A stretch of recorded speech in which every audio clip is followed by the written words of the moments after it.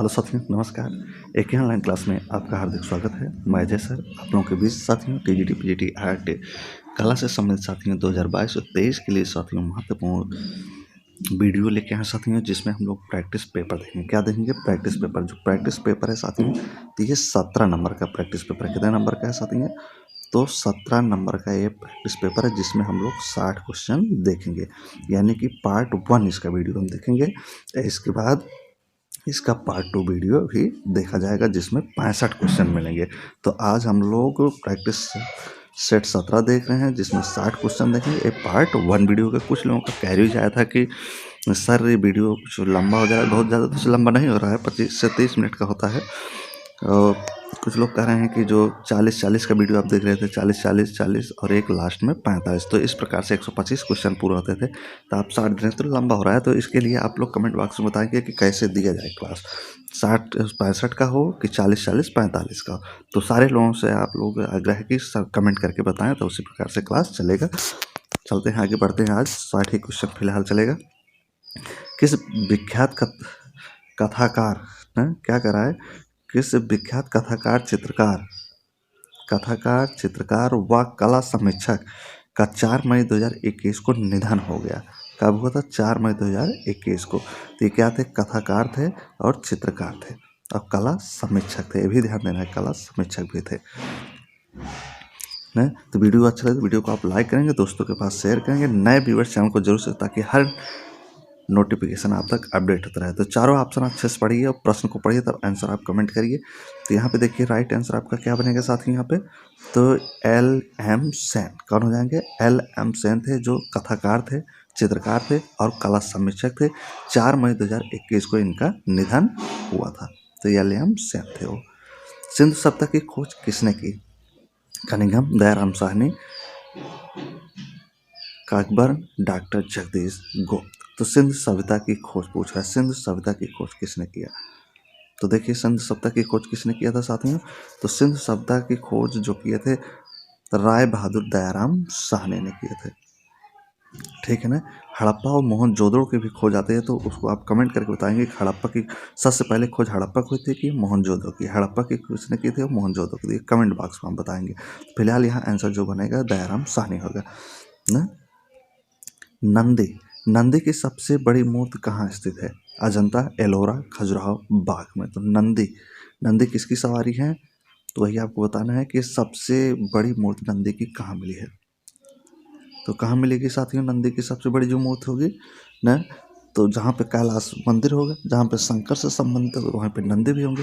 तो एलोरा में कौन थे? तो कैलाश मंदिर है ना, और वहीं पे ही नंदी का मंदिर भी है, नंदी का मूर्ति है। ठीक, तो राइट आंसर यहाँ पे बी हो जाएगा। चौथा देखते हैं, तैल चित्रण हेतु माध्यम के रूप में किसका प्रयोग सर्व प्रचलित है? तैल माध्यम हेतु ना, तैल चित्रण हेतु माध्यम के रूप में किसका प्रयोग सर्व प्रचलित है? तो चारों देखिए, अलसी का तेल, कुसुम का तेल, अखरोट का तेल, सूर्यमुखी का तेल। तो इसमें सबसे जो प्रचलित, सबसे अच्छा जो माध्यम होता है वो क्या होता है? अलसी का तेल होता है। 2.5 दिन का झोपड़ा कहाँ स्थित है? हर प्रश्नों का आप लोग कमेंट करते चलिए साथियों, लास्ट में स्कोर आप बताएंगे। 2.5 दिन का झोपड़ा कहाँ स्थित है? अजमेर में, अहमदाबाद में, उदयपुर में, जोधपुर में। 2.5 दिन का झोपड़ा तो कहाँ पे है? 2.5 दिन का झोपड़ा तो ये अजमेर में है। कुतुबुद्दीन ऐबक द्वारा बनाया गया था, 2.5 दिन तैयार किया था। इसके पहले एक संस्कृत विद्यालय था साथियों। भिक्षुक बुद्ध का चित्र किस गुफा में चित्रित है? एलोरा, अजंता, बाग, एलिफेंटा। भिक्षुक बुद्ध यानी भिक्षा मांगते हुए महात्मा बुद्ध को कहाँ पे चित्रित किया गया? किस गुफा में है न? किसकी गुफा? अजंता है, एलोरा, बाग, एलिफेंटा, किस गुफा में है? तो कहाँ पे हो जाएगा? भिक्षुक बुद्ध का जो चित्र है साथियों, थी अजंता गुफा में है। शायद 17 नंबर की गुफा में है क्या? बनी ठनी आप कमेंट करके बताएंगे, मैं पूरा नहीं बताऊंगा, आप कमेंट करके बताइए, कुछ आप भी वर्क करिए न। तो कब गुफा नंबर आप बताएंगे किस में है भिक्षुक बुद्ध का? अजंता में। बनी ठनी किस शैली का चित्र है? वास्तु शैली, लोक शैली, लघु चित्र शैली या फ्रेंस्को शैली? तो बनी ठनी किस शैली का चित्र है? बनी ठनी का संबंध कहाँ से, किन शैली से है भी आप बताएंगे आप कमेंट में। तो 7 का जो होगा, तो बनी ठनी जो है एक लघु चित्र शैली है। तो क्या है? लघु चित्र है। अब बनी ठनी किस शैली से संबंधित है, ये आप कमेंट बॉक्स में बताएंगे। क्षितिज मजूमदार को कहा जाता है, क्षितिज मजूमदार को कहा जाता है कथा चित्रकार, संत चित्रकार, रसिया चित्रकार या इनमें से कोई नहीं। तो क्षितेंद्र मजूमदार को क्या कहा जाता है? क्षितेंद्रनाथ मजूमदार को नहीं, तो इन्हें क्या कहा जाता है? कैसे कलाकार कहा जाता है? इन्हें संत कलाकार कहा जाता है, वैष्णव संत कलाकार। ठीक है ना। अगला है, वास चित्रण पद्धति का जन्मदाता कौन है? वास चित्रण पद्धति का जन्मदाता कौन है? नंदलाल बोस, क्षितिज मजूमदार, अवनींद्रनाथ टैगोर या रविन्द्रनाथ टैगोर। तो वास चित्रण कौन इसमें से हैं जो वास चित्रण की पद्धति के जन्मदाता माने गए हैं और बंगाल शैली से संबंधित है। और बंगाल शैली के पुनरुत्थान युग में भी उनका महत्वपूर्ण योगदान। तो कौन थे वो? अवनींद्रनाथ टैगोर थे। विकास भट्टाचार्य ने किस वाद में चित्रण कार्य किया? विकास भट्टाचार्य ने किस वाद के लिए जाने जाते हैं? अतियथार्थवाद, घनवाद, सुरेलिज्म या अभिव्यंजनावाद।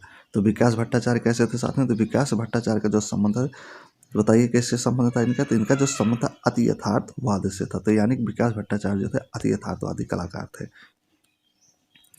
उत्तर प्रदेश में प्राप्त प्रागैतिहासिक चित्र कहाँ हैं? सिंघेरिया में, सारनाथ में, अवध में, मिर्जापुर में। तो उत्तर प्रदेश की बात कर रहा है। जो प्रागैतिहासिक चित्र उत्तर प्रदेश में कहाँ पे हैं, तो बताना है उत्तर प्रदेश से रिलेटेड। तो उत्तर प्रदेश से जो रिलेटेड होगा, तो यहाँ पे देखिए सारनाथ, सिंघेरिया, अवध, मिर्जापुर। तो क्या हो जाएगा यहाँ पे? तो उत्तर प्रदेश में जो मिर्जापुर है प्रागैतिहासिक स्थल सबसे बड़ा माना जाता है। खनिज रंग में बाइंडर मिला होता है। अलसी का तेल, तारपीन का तेल, प्राकृतिक ग्लू या कोई नहीं। तो खनिज रंग में बाइंडर किस चीज़ का मिला होता है वो आपको बताना है।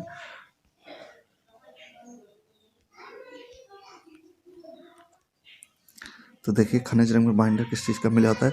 तो यहाँ पे जो खनिज रंग में बाइंडर मिला होता है साथियों, तो प्राकृतिक ग्लू होता है। क्या होता है? प्राकृतिक ग्लू होगा। अगला है, associate of royal society of painter, एसेज एंड इंग्रेवर्स 31 जुलाई 1880 ईस्वी को स्थापित कहाँ हुआ था या कहाँ स्थित है? पेरिस, लंदन, रोम, न्यूयॉर्क। नहीं, तो 31 जुलाई 1880 को न एसोसिएटी ऑफ सोसाइटी ऑफ पेंटर है। तो ये लंदन में था। कहाँ पे स्थित था? लंदन में। इंडियन स्कल्पचर एंड आइकोनोग्राफी के लेखक कौन है? इंडियन स्कल्पचर एंड आइकोनोग्राफी के लेखक, तो लेखक की बात कर रहा है गणपत बियस्ता, राय कृष्णदास, बी एस अग्रवाल या गुलाम मोहम्मद शेख। तो हम लोग 14 नंबर पे पहुंच चुके हैं। 14वां क्वेश्चन का आंसर आप लोग दीजिए कमेंट बॉक्स में। तो न, तो इंडियन स्कल्पचर एंड आइकोनोग्राफी के जो लेखक है गणपत बियस्ता जी हैं।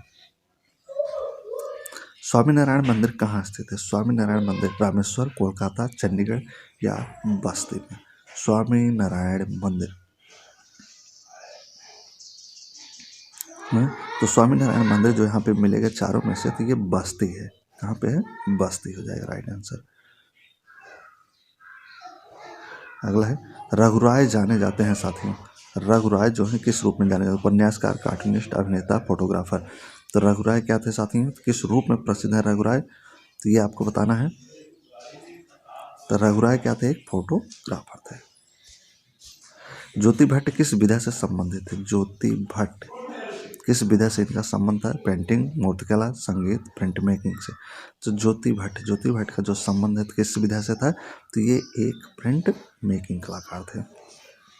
एन एस बेंद्रे क्या थे? मूर्तिकार, छापा चित्रकार, थिएटर या आर्टिस्ट। एन एस बेंद्रे क्या थे साथियों? तो एन एस बेंद्रे जो थे एक प्रकार से क्या थे? ये क्या थे? तो चित्रकार थे। तो इनका पूरा नाम नारायण श्रीधर बेंद्रे है।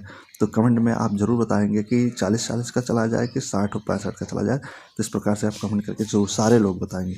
गाउज है, कास्ट और लिनोथियम उत्कीर्णन के लिए प्रयोग में आने वाला V और U आकार का उपकरण है।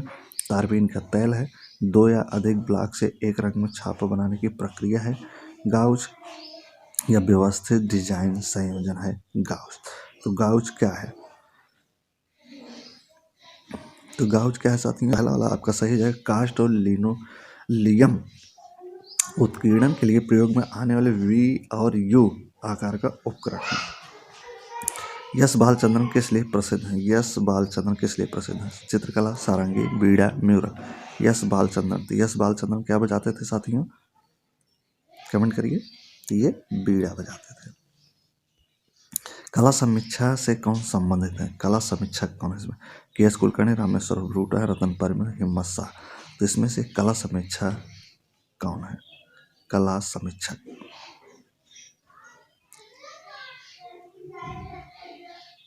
तो कौन हो जाएंगे इसमें कला समीक्षक? तो कला समीक्षक जो इसमें है रतन परमेड़ ना। तो सी वाला जिन लोगों ने आंसर लगा बिल्कुल करेक्ट है। किस प्रख्यात मूर्तिकार ने सीमेंट कंक्रीट में अनेक मूर्तियां निर्मित की? किसमें तो मूर्तिकार के साथ पहले ध्यान देना है। सीमेंट और कंक्रीट में अनेकों मूर्तियां बनाई। जगमोहन चोपड़ा, रामकिंकर बैज, कृष्ण रेड्डी, दीपक बनर्जी। अनेकों मूर्तियां सीमेंट और कंक्रीट में बनाने वाले कौन थे साथियों? तो कमेंट करिए। तो ये रामकिंकर बैज साहब थे। अगला है आपका अंजलि लीला मेनन इनमें से किससे संबंधित है? अंजलि लीला मेनन का संबंध चापकला से है, व्यंग्य चित्र से है, चित्रकला से है या नृत्य कला से है? अंजलि लीला मेनन का संबंध, तो इनका जो संबंध है साथियों तो चित्रकला से थे, यानी चित्रकार थी अंजलि लीला मेनन। बीसी सन्याल जाने जाते हैं। बीसी सन्याल, भावेश चंद्र सन्याल। लघु चित्रकला के लिए, भित्ति चित्रकला के लिए, दृश्य चित्रण के लिए, कमलकारी के लिए। बीसी सन्याल तो किसके लिए जाने जाते हैं साथियों? इनका जो संबंध था तो ये दृश्य चित्रण के लिए जाने। भावेश चंद्र सन्याल जो थे दृश्य चित्रण के लिए ये फेमस थे। प्रसिद्ध मूर्ति शिल्प अपोलो एंड डेफनी के मूर्तिकार कौन है? Bernini, Donatello, Masaccio, Paolo Uccello. Apollo and Daphne तो किसकी रचना थी ये अपोलो एंड डेफनी? ये बर्निनी की रचना थी। मोलाराम कौन था? मूर्तिकार, चित्रकार, गीतकार, संगीतकार। तो मोलाराम क्या था साथी? बताइए मोलाराम क्या था? तो मोलाराम जो था एक पहाड़ी चित्रकार था। कांगड़ा शैली के चित्रों के विषय वस्तु क्या थे? कांगड़ा शैली के चित्रों के जो विषय वस्तु क्या है? राम सीता, मीरा कृष्ण, शिव पार्वती या राधा कृष्ण। तो कांगड़ा शैली के चित्रों का जो विषय था साथियों मुख्य वो था राधा और कृष्ण। बाबरनामा का फारसी भाषा में अनुवाद हुआ किसने किया? गुलबदन बेगम, सुलेमान मिर्जा, मिर्जा हिंदाल, अब्दुल रहीम खान का। बाबरनामा का फारसी भाषा में अनुवाद किसने कराया था? तो किसने किया इनमें से साथियों बाबरनामा फारसी अनुवाद? तो अब्दुल रहीम खान। ठीक। सम्राट जहांगीर दरबार का श्रेष्ठ चित्रकार कौन था? सम्राट जहांगीर के दरबार का श्रेष्ठ चित्रकार, श्रेष्ठ पूछ रहा है किसके समय के? जहांगीर के। बसावन, मनोहर, मंसूर, अबुल हसन। तो कई बार हमने ये सब अच्छे से पढ़ा चुके हैं आप लोगों को। बस कमेंट करिए आंसर आप, देखता हूँ कितने लोग कहते हैं। तो श्रेष्ठ चित्रकार यानी उच्च कोल का चित्रकार जो होगा तो कौन हो जाएगा?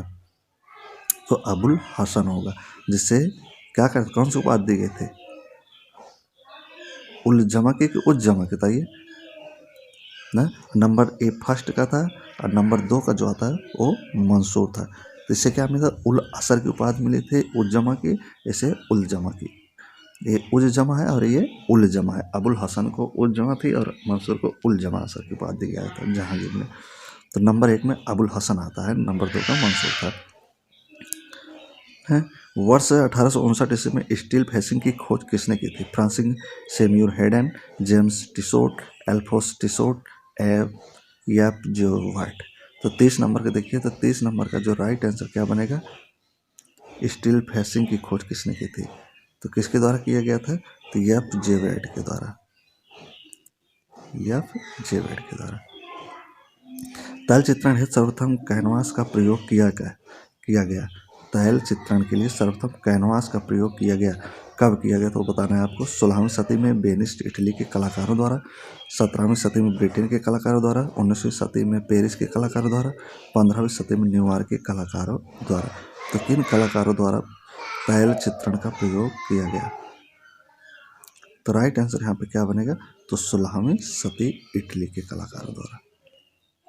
सबसे पहले स्तंभ या खंभे पर लटकाने के लिए बनाया जाने वाला लंबा छापा चित्र साधारणतः 28x4 आकार का कहलाता है। हेलियोग्राफर, हाशिए, स्टेलिस, स्नैप। तो क्या कहलाता है साथियों?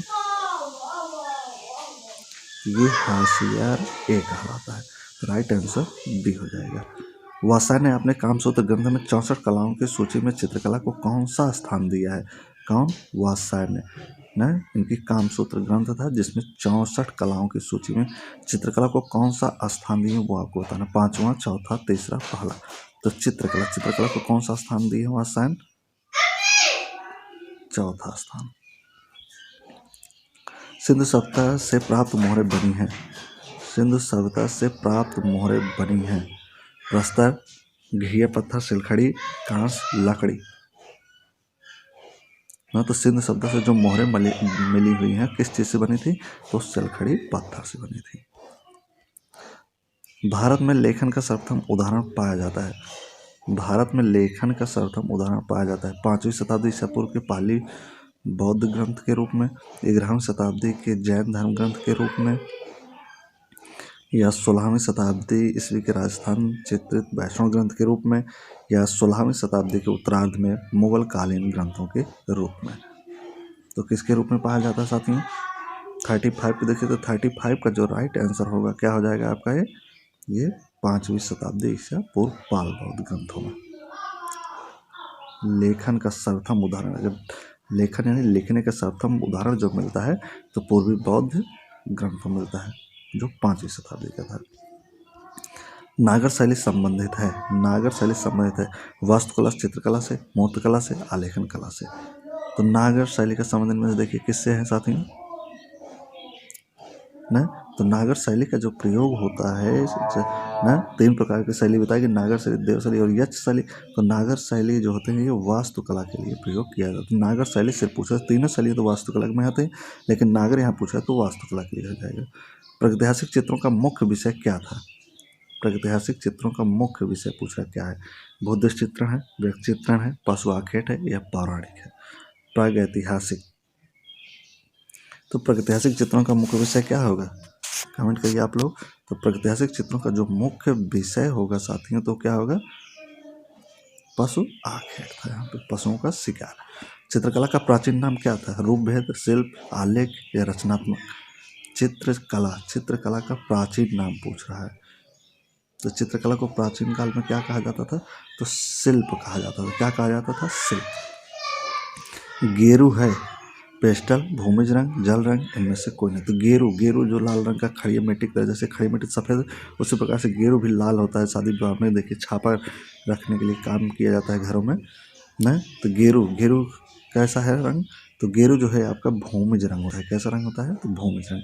भीमबेटका स्थित है कहाँ, लखनऊ, रायसेन, वाराणसी, मिर्जापुर। तो भीमबेटका कहाँ स्थित है, कहाँ है भीमबेटका, तो भीमबेटका आपका जो होगा मध्य प्रदेश के रायसेन जिले में होगा। तो यहाँ एमपी हो जाएगा, मध्य प्रदेश के रायसेन जिले में। अगला है भगवान बुद्ध के पहले उपदेश का स्थल है, सारनाथ उत्तर प्रदेश, गया बिहार, ललितागिरी उड़ीसा, जयपुर राजस्थान। भगवान बुद्ध के पहले उपदेश का स्थल कहाँ है, जहाँ पे भगवान महात्मा बुद्ध ने सबसे पहले उपदेश दिया था वह स्थल पूछ रहा है कौन सा है, कौन सा स्थल था, तो सारनाथ जो उत्तर प्रदेश में पड़ता है। धातु से बने नृत्य करते नर्तकी की मूर्ति खोज हुई, नर्तकी की जो मूर्ति थी न, जो धातु की बनी थी तो इसकी खोज कहाँ हुई, हड़प्पा में हुई थी, मोहनजोदड़ो में, मिस्र में, मेसोपोटामिया में। तो क्वेश्चन देखो कैसे किस प्रकार से घुमाया है। तो धातु मूर्ति की जो बनी हुई नर्तकी थी तो इसकी खोज होती मोहनजोदड़ो से हुई थी। कामसूत्र में कितनी कलाएं बताई गई, तो कामसूत्र में 64, 60, 65, 44। तो कामसूत्र में कलाएं कितनी हैं, तो कितनी कलाएं बताई गई साथियों, बताइए, तो 64 कलाएं होती हैं वात्स्यायन के अनुसार। अगला है उस चित्रकार का नाम बताइए जिसने बम्बई में लिथोग्राफ प्रेस खोला। तो मुंबई में कौन से चित्रकार थे जो लिथोग्राफ प्रेस खोले थे, ये ना मुंबई, कहाँ पे, मुंबई घाट कोपर में लिथोग्राफ ना। लाल हैं, कहाँ के लाल हैं वो अभी आपको कमेंट बताना है, एन एस बेंद्रे या फिर सूजा, एम आचरेकर, राजा रवि वर्मा। तो कहाँ के लाल थे, केरल के किलीमन्नूर के लाल राजा रवि वर्मा थे।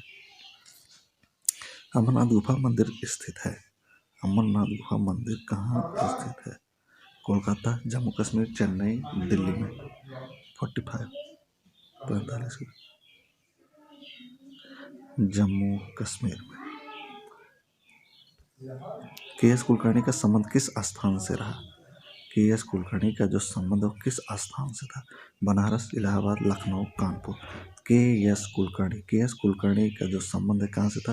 के एस कुलकर्णी का जो संबंध था BHU यानी बनारस हिंदू विश्वविद्यालय से था।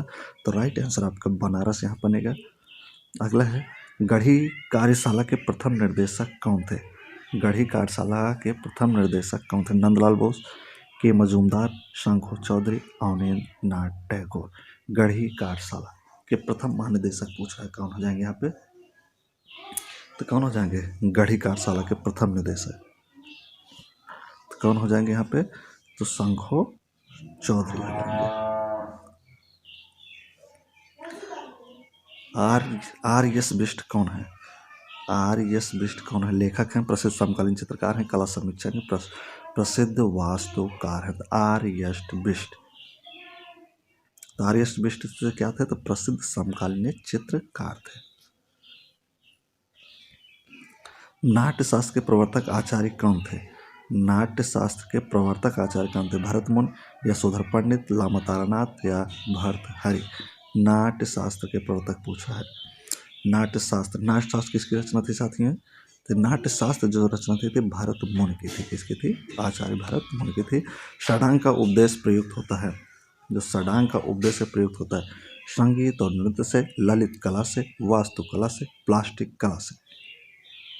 षडांग न कला के 6 अंग। तो कहाँ से इसका संबंध है? तो इसका जो संबंध होता है ललित कला से होता है न। ऋतु एवं 12 मासा का सर्वप्रथम चित्रण हुआ है। ऋतु और 12 मासा का सबसे पहले चित्रण कहाँ हुआ?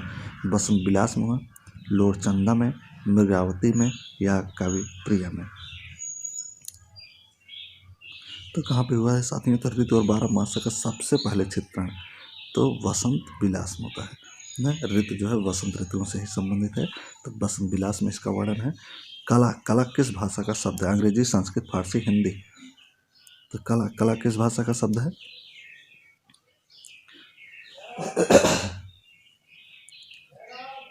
न तो कला आपका जो है ये संस्कृत भाषा का शब्द है और कड़िघाट से संस्कृत से लिया गया है। कला क्या है नामक पुस्तक किसने लिखी? कला क्या है यह नामक यह पुस्तक है। कला क्या है पुस्तक है, इसको किसने लिखा है? हर्बर्ट स्पेंसर, हर्बर्ट रीड, लियो टॉलस्टॉय, W.J. आर्चर। कला क्या है तो यह पुस्तक किसके द्वारा लिखा गया है? तो लियो टॉलस्टॉय द्वारा। कला क्या है पुस्तक है तो किसके द्वारा लिखा गया? तो लियो टॉलस्टॉय के द्वारा। इनमें से कोई एक दृश्य कला द्विआयामी है। कह रहा है इनमें से कोई एक दृश्य कला है जो 2 आयामी है। वो आपको बताना है कौन सा है जो जिसमें 2 ही आयाम होते हैं। चित्र, मूर्त, अधिष्ठापन और बर्तन।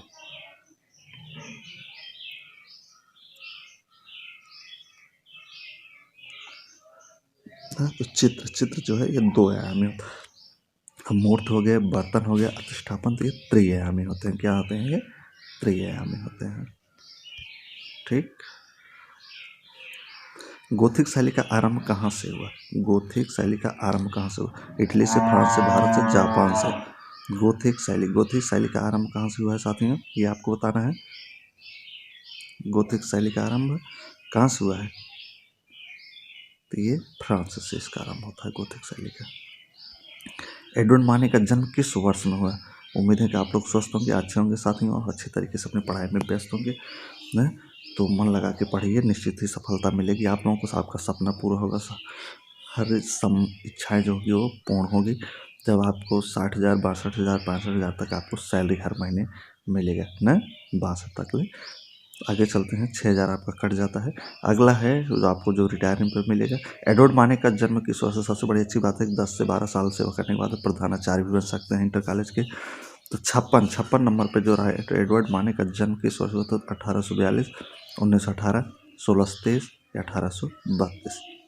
एडवर्ड माने था तो ये 1832 में हुआ था। टर्नर कौन था? इंग्लिश लैंडस्केप पेंटर था, डच लैंडस्केप पेंटर था, फ्लैमिश लैंडस्केप पेंटर था, ग्रीक लैंडस्केप पेंटर था। तो टर्नर क्या था ये आपको बताना है 57 पे। तो टर्नर क्या था साथियों? तो टर्नर जो था एक इंग्लिश लैंडस्केप पेंटर था।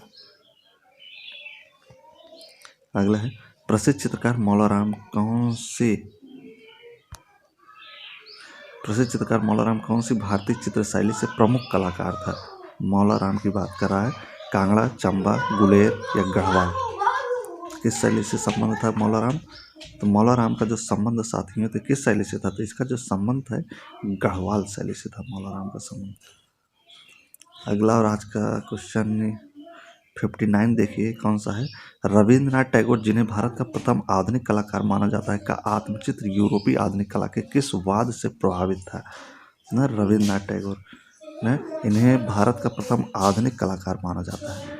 न आत्मचित्र यूरोपीय आधुनिक कला के किस वाद से संबंध वो बताना है आपको। अति यथार्थवाद, भविष्यवाद, घनवाद या प्रभाववाद, किस वाद से संबंध था इनका, किस वाद से था। तो ये अति यथार्थवाद से संबंधित है रविन्द्रनाथ टैगोर, बाबा रविन्द्रनाथ टैगोर जिन्हें 67 वर्ष में चित्रकारी शुरू की थी। अगला है लास्ट क्वेश्चन होगा आज का। भारत की लोक कला में किस तत्व का कोई स्थान नहीं है। भारत की लोक कला में किस तत्व का कोई स्थान नहीं है। नव्य, तर्क, सृजनशीलता, उपयुक्त, सभी। भारत की लोक कला में किस तत्व का कोई स्थान नहीं। नव्य, तर्क, सृजनशीलता, उपयुक्त, सभी। तो क्या राइट आंसर बनेगा यहाँ उपयुक्त सभी। तो ये तीनों का कोई स्थान नहीं है, ये जो तत्व है इसका कोई स्थान नहीं है। तो राइट आंसर यहाँ पे जो आपको बनेगा वो डी बन जाएगा। ये रहे साथियों आज के मोस्ट 60 क्वेश्चन प्रैक्टिस पेपर 17 का पार्ट 1 वीडियो, जिसमें हम लोग 60 क्वेश्चन देखे हैं साथियों। इसका सेकंड वीडियो में हम लोग 65 क्वेश्चन देखेंगे जो आपको कल मिलेगा ना। तो आप लोग अच्छी तरह से मेहनत करिए। ठंड कम हो गई साथियों, तो जमकर मेहनत करिए, निश्चित सफलता मिलेगी। चाहे 148 सीट हो, चाहे जितनी सीट हो। तो आप मान के चलिए हमारा एक सीट फिक्स है, तो फिक्स है। उस लक्ष्य और टारगेट को मानकर आप लोग अपनी ज़बरदस्त तैयारी करते रहिए, निश्चित सफलता मिलेगी साथियों। ठीक है ना। ना दिक्कतें परेशानी, ना दिक्कतें ना परेशानी, तो क्या मज़ा है जीने में। आंधी तूफान भी थम जाएगा जब आपका टारगेट, आपका लक्ष्य आपके सीने में बना होगा। तो बहुत बहुत धन्यवाद साथियों।